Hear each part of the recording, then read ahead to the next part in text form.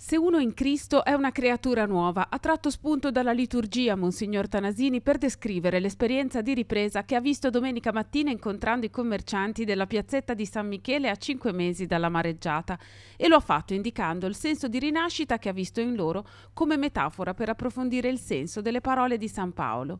La fonte di questo rinnovamento è la riconciliazione con Dio che attraverso Cristo è venuta.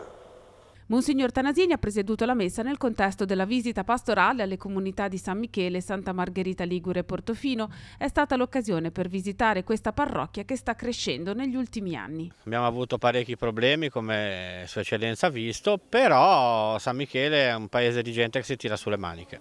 Siete attivi?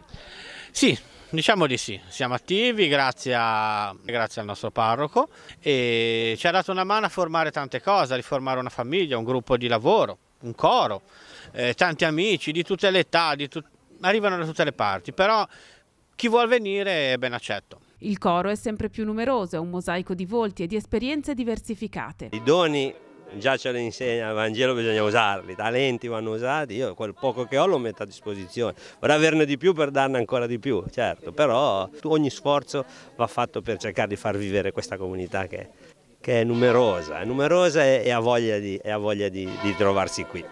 Noi invitiamo altri a venire al coro di San Michele perché sta diventando sempre più un coro di amici che si ritrovano a provare, con aggiunte di grande rilievo come il tenore Massimo. Tutti quanti facciamo qualche sacrificio, ma è sempre molto bello e sta crescendo. Intanto la celebrazione presieduta dal Vescovo è stata anche l'occasione per mostrare la nuova veste della piazza di accesso al Sagrato appena ultimata. È il primo passo di altre realizzazioni che vedremo nei prossimi mesi, dal giardino che sarà poi un punto di raduno della comunità e fa parte del programma del nostro Don Paolo per aiutare la comunità a stare unita. È veramente una famiglia allargata, è quello che stiamo cercando e stiamo collaborando col parroco di fare in modo che appunto la si senta come famiglia allargata.